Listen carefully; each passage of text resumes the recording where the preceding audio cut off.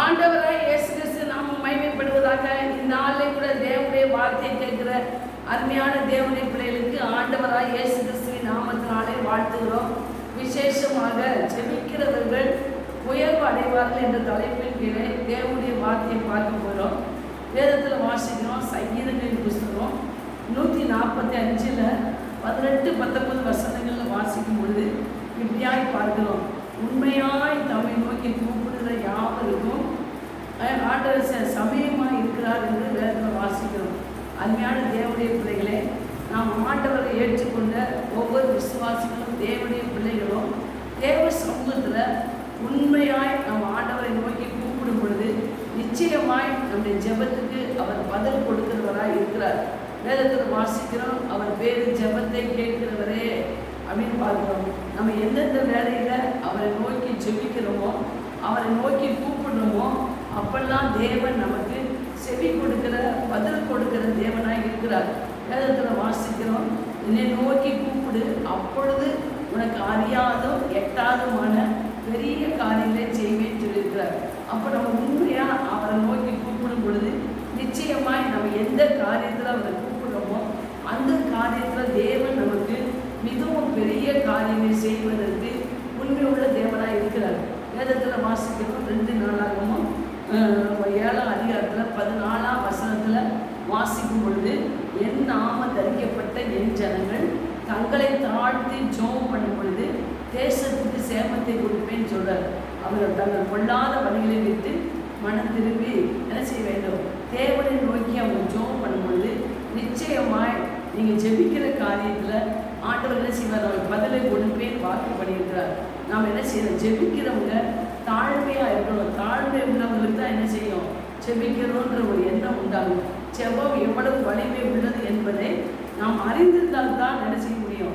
ஆண்டவர் சமூகத்தில் ஜெபம் பண்ண முடியும். ஜெபத்துக்கு அவ்வளவு வலிமை இருக்குது.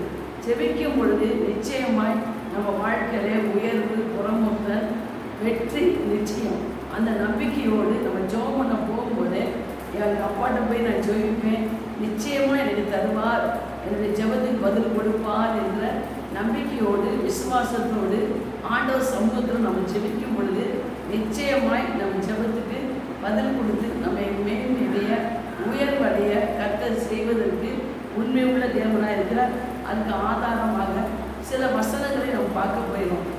வேதத்தில் உள்ள பரிசுத்தவான்களில் தானியேலின் புஸ்தகம் 6ஆம் அதிகாரத்தில் பார்க்கும்போது இப்படியாய் பார்க்கிறோம். தானியேல் ஆண்டவர் சமூகத்தில் வழக்கமாய் ஜெபிக்கிற மனுஷனாக இருந்தார். விசேஷித்த ஆவி உடையவராக இருந்தார். அது மாத்திரமல்ல, ராஜாவுக்கு நஷ்டம் வராதபடிக்கு உண்மையாக அவர் வேலையில் என்ன செஞ்சார்? செயல்பட்டார் என்று 6ஆம் அதிகாரம் 2ஆம் வசனம் 3ஆம் வசனங்கள் நம்ம வாசிக்கிறோம். அந்த தேவனை அப்படி சேவித்தபடினால கூட இருக்கிறவங்க என்ன செஞ்சுட்டாங்க? எப்படியாவது அவனை குற்றம் பிடிக்கணுன்ற எண்ணத்தோடு ஒரு சட்டத்தை கொண்டு வந்தாங்க. ராஜாவிடம் பேசி சட்டத்தை கொண்டு வந்தாங்க. 60 நாள் அளவும் ராஜாவே தவிர வேற யாரும் என்ன செய்யக்கூடாது? வணங்கக்கூடாது, யார்த்தையும் விண்ணப்பம் பண்ணக்கூடாது என்ற அப்படிப்பட்ட ஒரு சட்டத்தை கொண்டு வந்து விட்டார்கள். கொண்டு வந்த உடனே இந்த தானியேல் என்ன செஞ்சார்னா, 6ஆம் அதிகாரத்தில் 10ஆம் வசனத்தில் வாசிக்கும்போது பார்க்குறோம். இப்படிப்பட்ட சட்டம் பிறப்பிக்கப்பட்டது என்று அறிந்த போதிலும் தானியேல் என்ன செய்யல? பயப்படலை. தானியேல் வழக்கம் போல செபிக்கிற மனுஷனாக இருந்து கொண்டால அவர் 3 வேளையும் தேவனை நோக்கி என்ன செய்கிறாரு? விண்ணப்பம் பண்ணுற தேவனாய். பலகனை திறந்திருக்க, கதவு மூடிட்டு இல்லை, கதவு திறந்திருக்க அவர் என்ன செஞ்சார்? தேவனை நோக்கி ஜெபம் பண்ணார். ஜெபம் பண்ணும்பொழுது தேவன் அவருக்கு என்ன செஞ்சார்? மறுபுத்திரம் எப்படி அருளி செய்தார்னா, இந்த தானியேல் ஜெபிக்கிறத குற்றம் பிடிச்சு சிங்கக்கவியில் போடணும்னு சட்டம் பிறப்பித்தபடினாலே அந்த சட்டத்தை ராஜா கேள்விப்பட்ட உடனே, தானியேல் இப்படி வணங்காமல் இருக்கிறான்னு கேள்விப்பட்ட உடனே ராஜாவுடைய இதயத்தில் மனசு விசனம் அடைந்தது. எப்படியாவது இந்த தானியேலை தப்பி வைக்கணுமே, எப்படி இந்த சட்டத்தை மாற்ற முடியாதே அப்படின்னு ராஜாவுக்குள்ள ஒரு கலக்கம் வந்தது. அந்த 14ஆவது வசனத்தில் வாசிக்கும். அருமையான தேவனுடைய பிள்ளைகளே, இந்த சட்டத்தின்படி தானியேல் என்ன செஞ்சார்? சிங்கக்கவியில் போடப்பட்டார். சிங்கக்கவியில் போடப்பட்டு என்ன செஞ்சார்? சிங்கங்களின் வாயை தேவன் கட்டி போட்டார். சிங்கத்தின் வாய்க்கு தேவன் அந்த தானியலை விடுவித்தார். ஏன்னா தானியல் ஒரு தேவனுக்கு பயந்து பக்தி உள்ள மனுஷன், செபிக்கிறவர். அதனால என்ன செய்யற, சிங்கம் அவரை சேதப்படுத்தலை.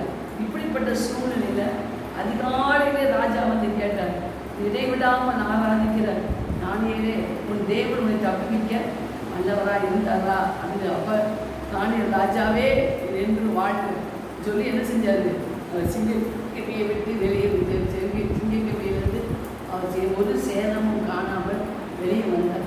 அதுக்கு உட்பாடு அந்த ராஜா சட்டத்தை பிறப்பித்தார்.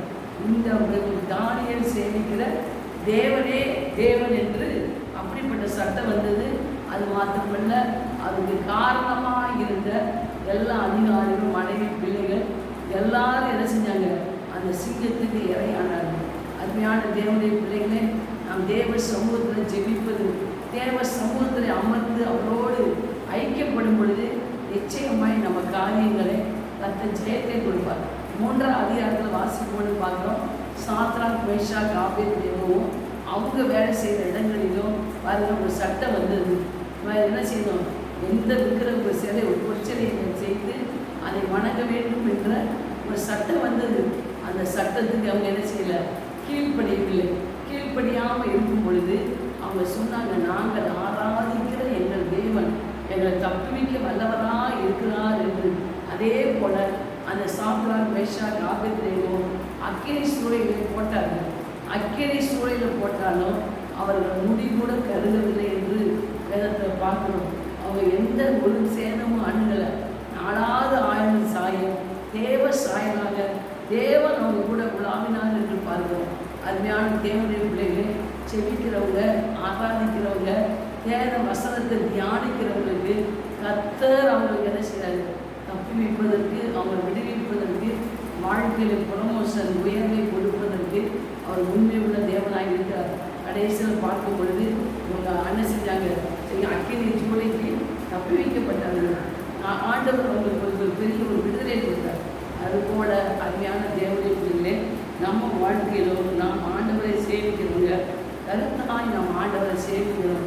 தேவ சமூகத்தில் என்ன காரியமாக இருந்தாலும் அமர்ந்து அவரோடு பேச, அவரோடு பழக. யோகி சொல்கிறார், அவரோடு சமாதானமாக இரும், அவரோடு பேசி பழகி சமாதானமாக இரும், நன்மை உனக்கு பலனாய் வரும் அப்படின்னு வாசிக்கணும்.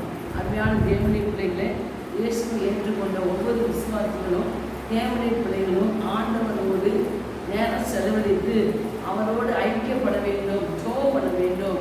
நம்முடைய வீட்டு காரியமாக இருந்தாலும், பிள்ளைகளுடைய படிப்பு காரியமாக இருந்தாலும், வேலை காரியமாக இருந்தாலும், ஒரு வீடோ நிலமோ வாங்குகிற காரியமாக இருந்தாலும், நம்முடைய வேலை ப்ரமோஷன் காரியமாக இருந்தாலும், திருமணமாக இருந்தாலும், குழந்தை பாய்க்கினாலும், என்ன காரியமாக இருந்தாலும் தேவ சமூகத்தில் அமர்ந்திருந்து நாம் ஜெபிக்கிற பழக்கம் உடையவர்களாக இருக்கும் பொழுது நிச்சயமாய் நம்ம ஜெபங்களுக்கு பதில் வரும். ஜெபத்தின் மூலமாய் நாம் ஜெயத்தை காண முடியும். அதுதான் தேவனுடைய பிள்ளைகளே. அதுக்கு அடுத்தாப்புல வாசிக்கிறோம். ஆதியாகம புஸ்தகத்தில் வேதத்தில் வாசிக்கும் பொழுது 24ஆம் அதிகாரத்தில் இப்படியா என்ன செய்கிறது, அந்த ஆபிரகாம் எலியேசர்கிட்ட பொண்ணு பார்க்க சொல்லி அவர் அனுப்பி விடுறார். அனுப்பி விடும் பொழுது அந்த எலியேசர் ஆண்டவர் சமூகத்தில் ஒரு தீர்மானம் எடுக்கிறார். ஆண்டவரே, நான் பிரயாணப்பட்டு போகிறேன், இந்த கடத்தண்டையில் நான் நிற்கிறேன், இந்த கடத்துக்கு தண்ணி எடுக்க வர்ற பெண்களில் எந்த பெண் எனக்கு தண்ணி தான் கேட்கும் பொழுது உனக்கும் கொடுக்குறேன், ஒட்டகத்துக்கு கொடுக்குறேன்னு சொல்லி எந்த பெண்ணு கொடுத்ததோ அதே எஜமானுடைய மகனுக்கு மனைவி ஆவான்னு சொல்லி ஒரு தீர்மானத்தோடு ஆண்டவரை நோக்கி பார்க்கும் பொழுது அந்த எலியேசருக்கு தேவன் என்ன செஞ்சார், காரியத்தை வாக்கியம் பண்ணார். அந்த கடத்தண்டையில் போய் சொல்லி அவர் கண்ணை முடிச்சு பார்த்துக்கிட்டு இருக்கும் பொழுது அதனால் ரெபேக்காள் வந்தார். ரெபேக்காள் அவங்க கேட்கும் பொழுது எத்தனையோ பெண்கள் வந்தாங்க. ஆனால் அந்த எலியேசர் தேவ சித்தத்தின்படி என்ன செஞ்சார், ரெபேக்காள் கேட்கும் பொழுது நீயும் குடியும் உங்கள் ஒட்டகங்களுக்கும் தண்ணி பார்ப்பேன்னு சொல்லி 10 ஒட்டகங்களுக்கு அந்த அம்மா என்ன செஞ்சாங்க, அந்த சகோதரி பார்த்தாங்க.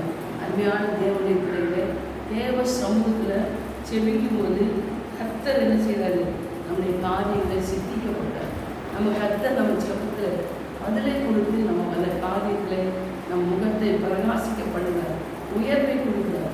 அது மாத்திரம் சங்கீதம் 55:16-17 வாசிக்கும் பொழுது, நானோவெனில் துதியின் சத்தத்தோடு நாம் என்ன செய்வேன், துதிப்பேன் சொல்லிட்டு அந்தி சந்தி மத்தியான வேளையிலும் நான் தேவனை நோக்கி விண்ணப்பம் பண்ணுவேன் அப்படின்னு சொல்கிறார்.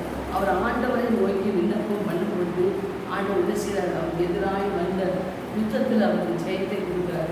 வேலையில் ப்ரமோஷனை கொடுத்து நான் ராஜாவாக அவனை உயர்த்தி சத்துருக்களுக்கு மத்தியில் விலக்கி தேவன் என்ன செய்தார், தாவீதை பாதுகாத்தார். அது மாத்திரமல்ல, இருதயத்துக்கு ஏற்றவனாக கண்டேன்னு சொன்னார். தாவீது வாழ்க்கையிலும் ஆண்டவர் சமூகத்தில் ஒரு ஜெபிக்கிற பழக்கம் உடையவனாக இருந்தார். அதுபோல் அருமையான தேவனுடைய பிள்ளைகளை நம்ம வாழ்க்கையிலும் தேவ சமூகத்தில் ஜெபிக்கிறவங்களாக இருக்கணும். அது மாத்திரமில்லை, நேரத்தில் வாசிக்கும் போது பார்க்கணும்.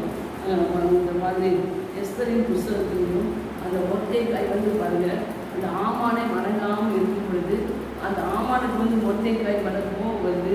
அது மாத்திரமல்ல, தேவனுடைய பிள்ளைகளுக்கு விரோதமாக சட்டம் பிறப்பிக்கப்படுது. அந்த யூத ஜனங்கள் அழிக்கப்பட வேண்டும் என்று. அப்பொழுது இந்த மொர்தெகாய் ரெட்டிலும் சாம்பலிலும் இருக்கும் பொழுது இந்த எஸ்தர் என்ன செய்கிறார், வஸ்திரத்தை கொடுத்து அனுப்புகிறார். ஆனால் அந்த வஸ்திரத்தை மொர்தெகாய் வாங்காமல் என்ன சொல்கிறாரு, இந்த காலத்தில் நீ மௌனமாக இருந்தால் ரட்சிப்பு வேறு வழியாக வரும்னு சொல்லும் பொழுது எஸ்தர் என்ன செஞ்சாங்க, 3 நாள் அண்ணும் பகலும் ருசியாமல் நான் என் தாய்மாரும் ஜெபிக்கிறோம் அப்படின்னு சொல்லி ஆண்டவர் சமூகத்தில் அவங்க அமர்ந்து ஜெபம் பண்ணாங்க. தேவன் என்ன செஞ்சார், ஒரு ஜெயத்தை கொடுத்தார். அந்த ராஜாவின் கண்களில் எஸ்தருக்கு ஜெயம் கிடைச்சது. அது மாத்திரமல்ல, எஸ்தரின் மூலமாக அந்த யூத ஜனங்களுக்கு ரட்சிப்பு மீட்பு கிடைச்சது. இந்த மொர்தெகாய்க்கும் பாருங்க, ஆமான் மூலமாக ஆமான் சதி செய்திருந்தான். அந்த ஆமானுக்காக ஒரு பெரிய தூக்கு மரம் செய்யப்பட்டிருந்தது. ஆனால் அந்த தூக்கு மரத்தில் ஆமான் என்ன செஞ்சான், கூட்டப்பட்டான். மொர்தெகாய் என்ன செஞ்சான், கனம் பண்ணப்பட்டான். தேவனால் கனம் பண்ணப்பட்டான். அந்த ராஜா மூலமாக மொர்தெகாய் என்ன செஞ்சான், அந்த ராஜ மேன்மை, ராஜ குதிரை, ராஜ வஸ்திரம் அவனை கனம் பண்ணும்படியாக சட்டம் பிறப்பிக்கப்பட்டது. அருமையான தேவனுடைய பிள்ளைகளே, செபிக்கும் பொழுது தேவன் நம்ம வாழ்க்கையில் ப்ரமோஷனை உயர்வை கொடுக்கிறார். சரி, நமக்கு எதிராக இருக்கிற சத்துருக்களுக்கு மத்தியில் நமக்கு ஒரு பந்தி ஆயத்தப்படுத்தி நம் தலையை எண்ணெயால் அபிஷேகம் பண்ணுகிறார். நம் பாத்திரம் நிரம்பி வழிய செய்கிறார். அருமையான தேவனுடைய பிள்ளைகளை அதுபோல் அண்ணாலே பார்க்குறோம். அண்ணாளுடைய வாழ்க்கையில் குழந்தைக்காக ஜெபம் பண்ணாங்க. அது மாத்திரம் யாபேசை பார்க்குறோம். யாபேசு தேவ சமூகத்தில் ஜெபிக்கும் பொழுது தேவனால் ஆசீர்வதிக்கப்பட்டவனாக இருந்தார். அருமையான தேவனுடைய பிள்ளைகளே, இப்படியாய் நம்ம தேவ சமூகத்தில் ஜெபிக்கிற பழக்கம் உடையவர்களாய் தேவனை நோக்கி ஜெபித்து வாழ்க்கையில் உயர்வடைவோம். ஆண்டவர் நாம மகிமைப்படுவதாக. அடுத்த